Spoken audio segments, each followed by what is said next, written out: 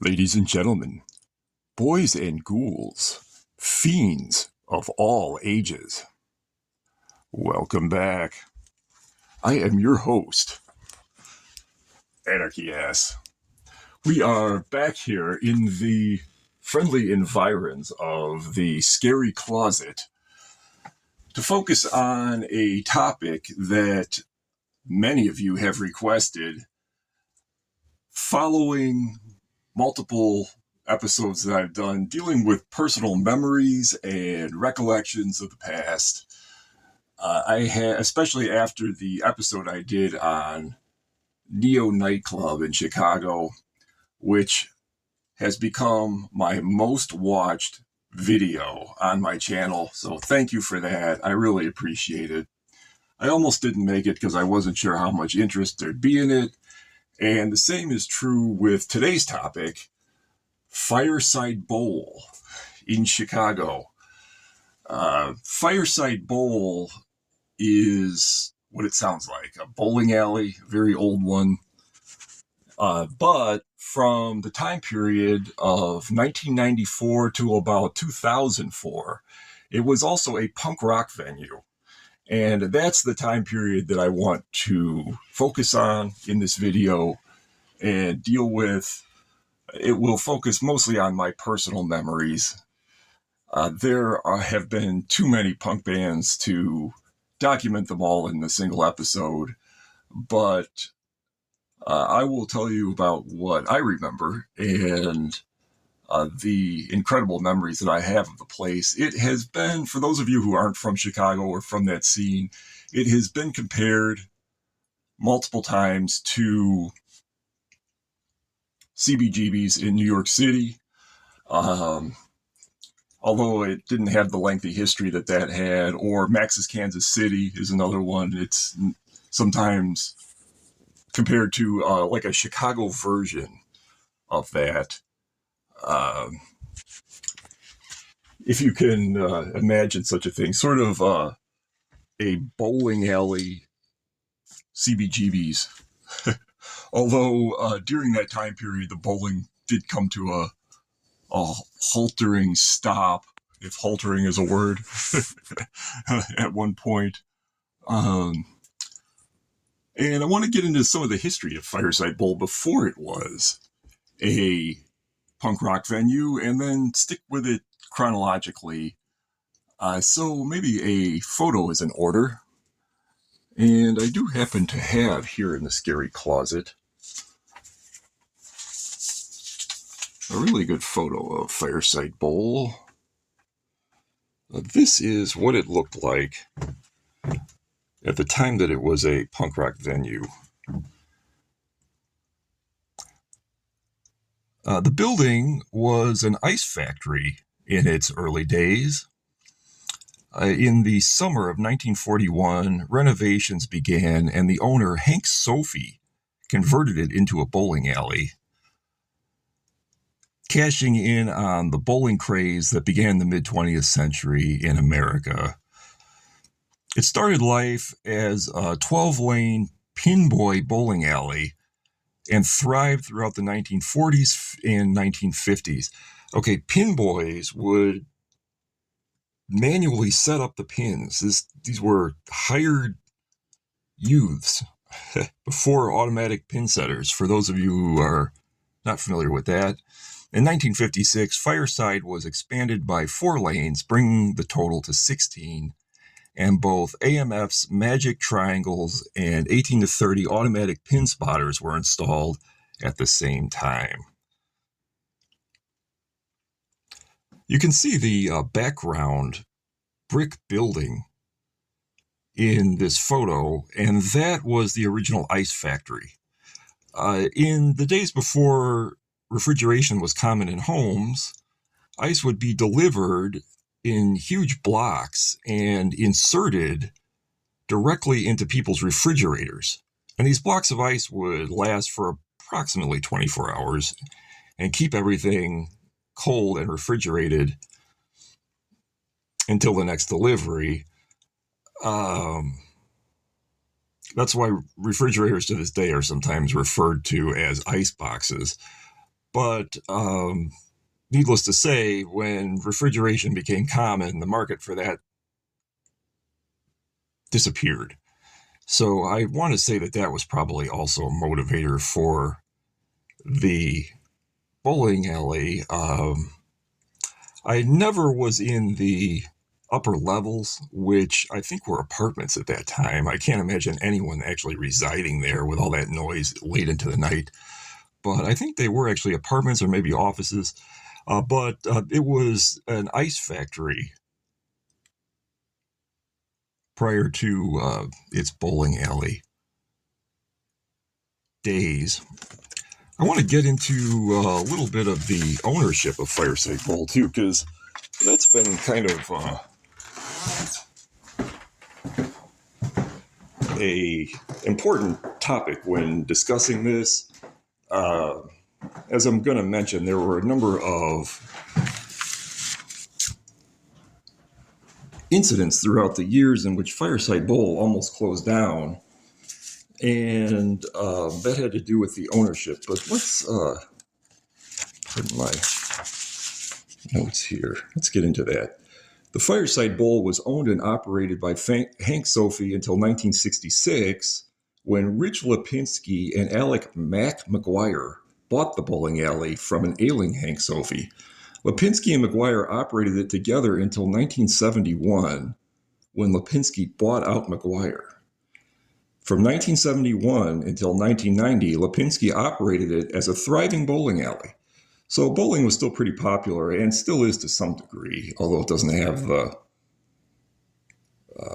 magnitude of popularity that it had in the 1940s and 50s. As the neighborhood changed and Fireside fell into disrepair, Lipinski handed the establishment to his son Jim. The Fireside Bowl is located at 2648 West Fullerton. This is the Logan Square neighborhood, which in the 80s and 90s was really not a nice place. It's been gentrified now and is a much more sought-after place to live economically, but especially in the mid-90s, it was kind of rough to say the least.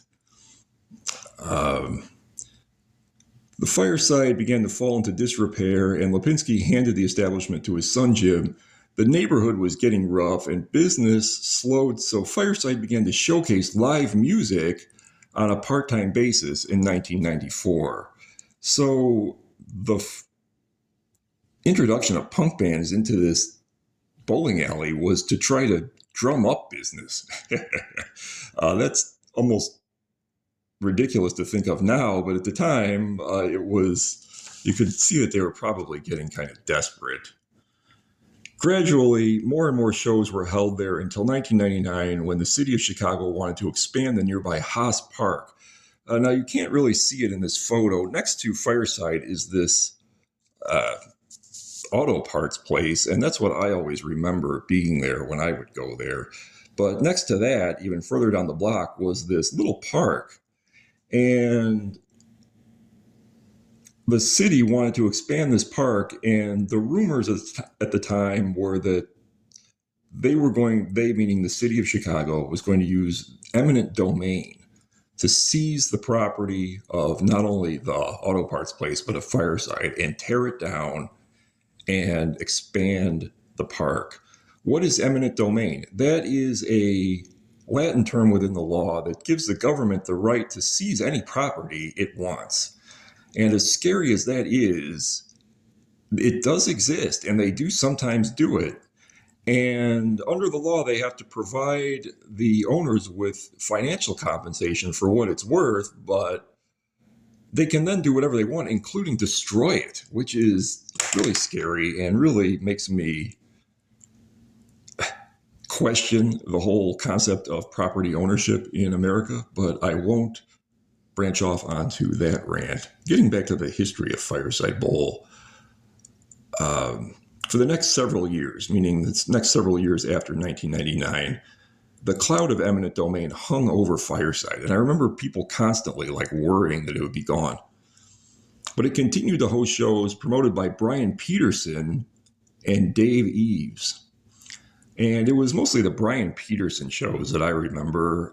He was a promoter in the area and did shows at other locations. In 2003, the city of Chicago dropped the eminent domain suit. So that all turned out to just be a lot of hot air. An episode of WBEZ's Curious City series details the Fireside's time as a punk venue from 1994 to 2004. It returned to bowling in the fall of 2004, which, if you were a punk rocker in the mid-90s and went to Fireside with any frequency or at all, the idea of them using those trampled lanes for anything is laughable, but they did. Back in those days, there was a kind of neon orange construction mesh that blocked off the lanes from the floor in front of the stage, and that was the only thing keeping punk rockers and their Doc Martens and everything else off of those lanes for years. In 2010, the Fireside Bowl started hosting live music again. That's not surprising, although it never really did return to its punk rock glory. I want to show you some pics that I personally have and share some memories I personally have. But first, a couple of historical side notes that are relevant to Fireside Bowl. Several external scenes from the 1992 film Rapid Fire, featuring Brandon Lee and Powers Booth, prominently show the Fireside. In the film, it was used as the headquarters of Booth's character, Detective Mace Ryan, and his team. In 2000, the Fireside earned a mention in the song Goodbye Forever by Chicago-based band The Alkaline Trio. The song appears in the Alkaline Trio's self-titled album and includes the line, "Remember last April when we saw U.S. Maple? Somehow the singer showed Fireside exactly how I feel." The bowling scenes from the 2006 film The Breakup, featuring Vince Vaughn and Jennifer Aniston, were filmed at the Fireside. I can't imagine Jennifer Aniston walking around in that place, but she did. But without further ado, I first want to show you this picture, which is the photo that kind of prompted me to do this episode. This is a photo of me. I am the taller guy with the spiked black hair and back. And yes, that is my leather middle finger jacket. And this was at a DI show. DI was really one of the biggest, if not the biggest, of the Orange County punk rock bands back in the day. And they came to Chicago and played Fireside Bowl, and this was taken from the stage, I want to say, by Rory, the lead singer, because that's exactly where he would have been standing. I shared this on my Facebook page recently and got a huge response, and it made me want to share it with you. This guy standing next to me with the green hair and the younger kid standing in front of him were brothers. That is Kyle King and his younger brother Ryan King, who has unfortunately passed away from a heroin overdose about 10 years ago. I didn't really know them well. I kind of became friends with them at that show, which was common in the punk scene to befriend people for a day, just based on, you know, your obvious physical appearance. And in those days, if you dressed a certain way and had certain hair, it was almost a given that you were into a certain type of music. And it was real easy for punks to find each other. By the 90s, punk rock had pretty much been replaced as a large-scale force to be reckoned with. The scene was much smaller than it was in the 80s, and it had largely been replaced in the popular mind with grunge. And grunge rock was on the radio and was really much more popular than punk rock. But punk in its original form did persist, and this was really the heart of it in Chicago at that time.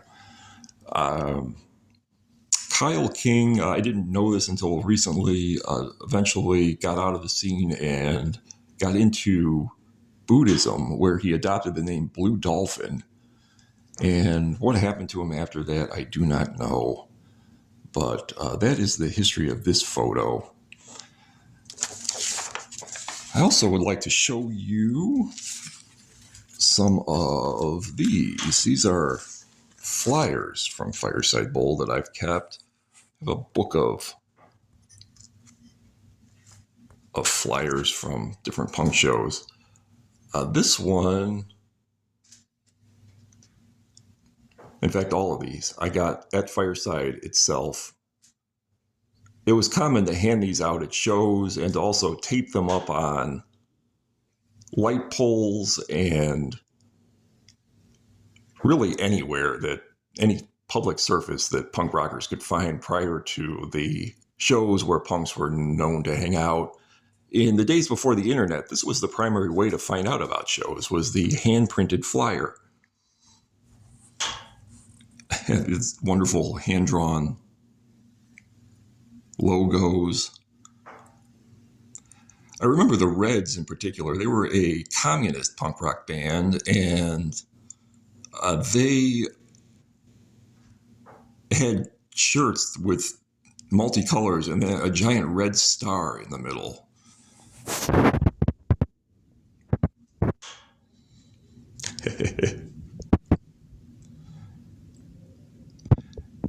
I like how in the Fireside Bowl wording, there's still a bowling ball.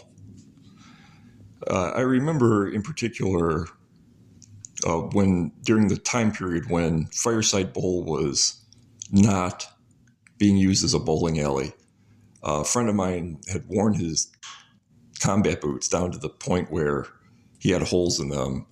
And we were at Fireside Bowl, and he simply reached over into the old shoe rental boxes and grabbed a pair of bowling shoes that were his size and put them on.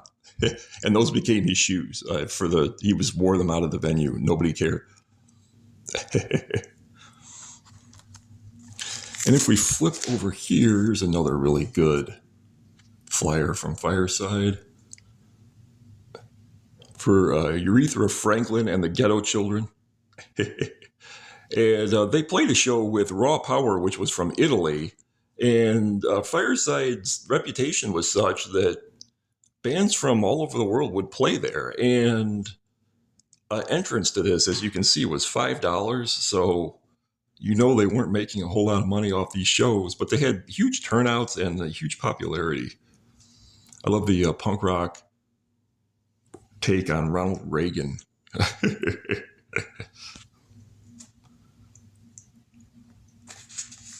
Continuing with flyers, here's another one for 88 Fingers Louie. This one's a little torn and messed up, but you can see it.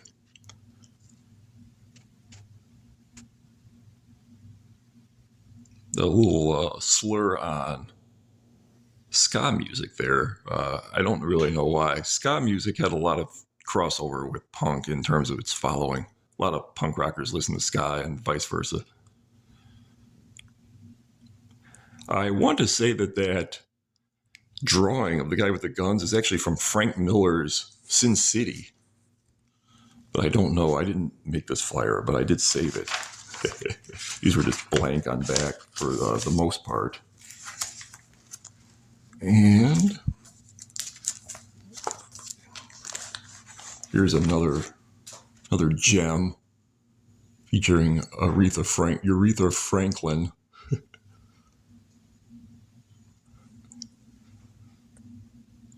A lot of anti-cop imagery going on with these flyers. I don't know the artists of who made these. These were mostly collage, I guess, but I sure appreciated them.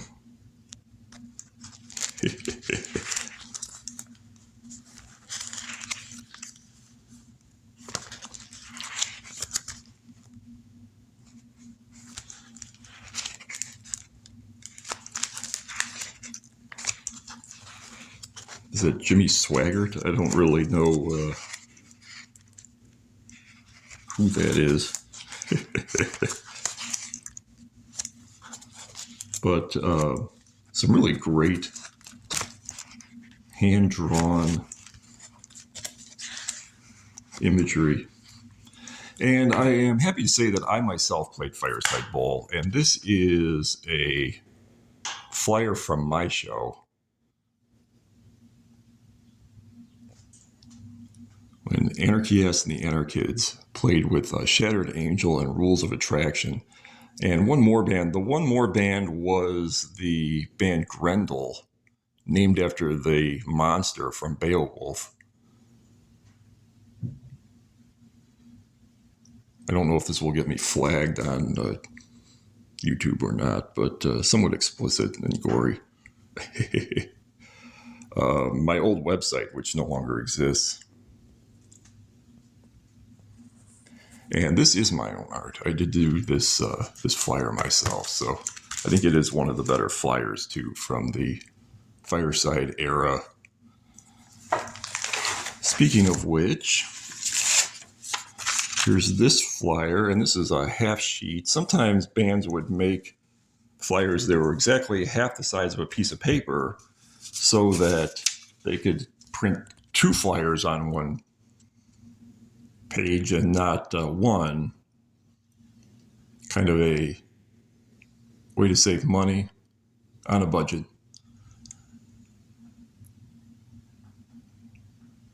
I think $5 was the set price for all the shows. I don't think there was any difference ever that I could remember. And speaking of shows, let's look at this. This is a Fireside Bowl schedule. These are really hard to find now, and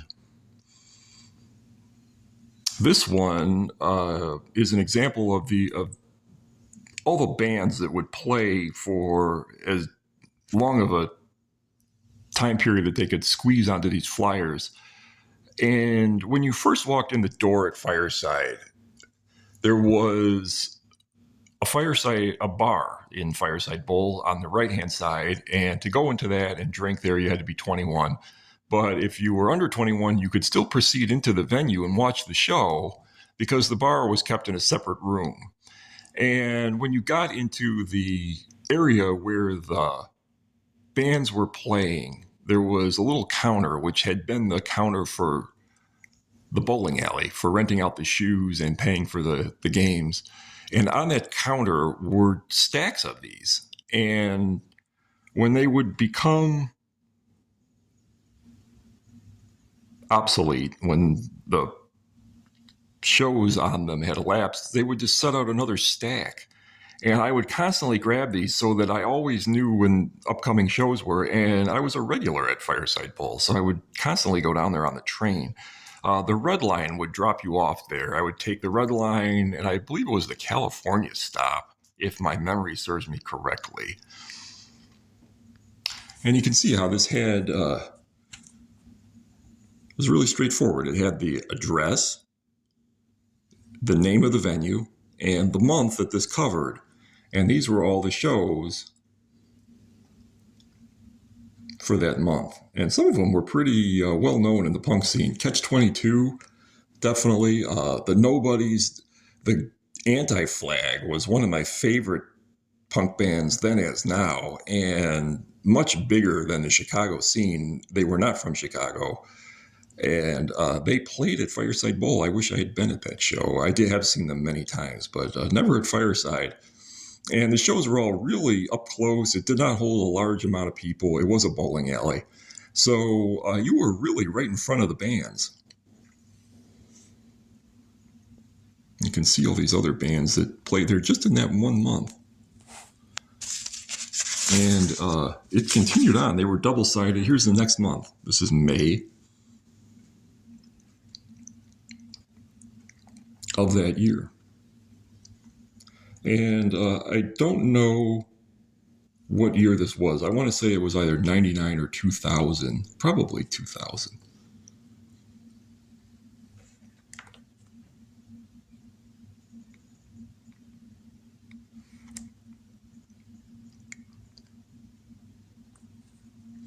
And at the very bottom, a friend of mine named Jillian Valentino, who I went to Fireside Bowl with for the first time ever, wrote in the name of our band that we were trying to get off the ground. It was called Eight Balls and Prostitutes.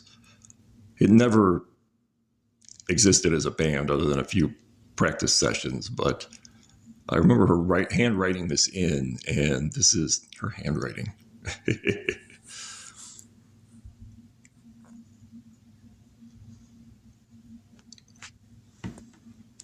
Here is, just for laughs, this is a printed email that I received.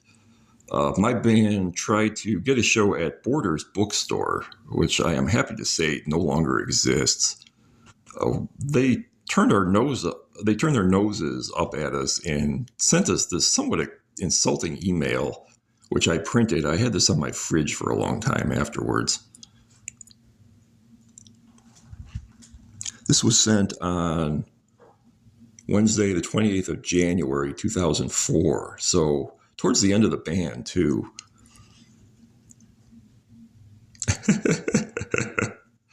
Yeah, I don't feel my type of music is fit to be played in your horrible store. If you don't remember Borders, it was a really bougie, it was the McDonald's of bookstores. It was all over the place, just littered the landscape with tacky interior and lame selection. I'm not surprised it went under at all. And this is the, I don't know what Kristen Lee So Hacky is doing now. Probably sucking cock for crack money. But definitely not employed at Borders, because Borders no longer exists. That was me laughing last, by the way. Getting back to Fireside Bowl, though,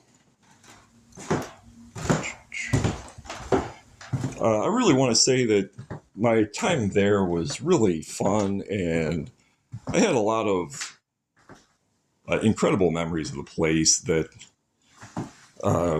just can't be replaced.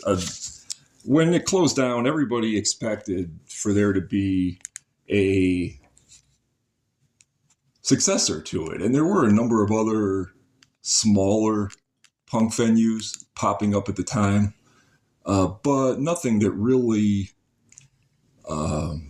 replaced it. And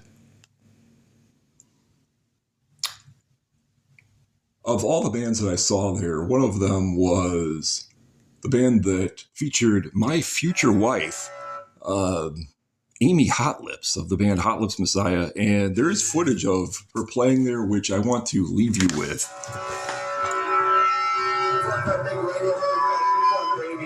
Enjoy.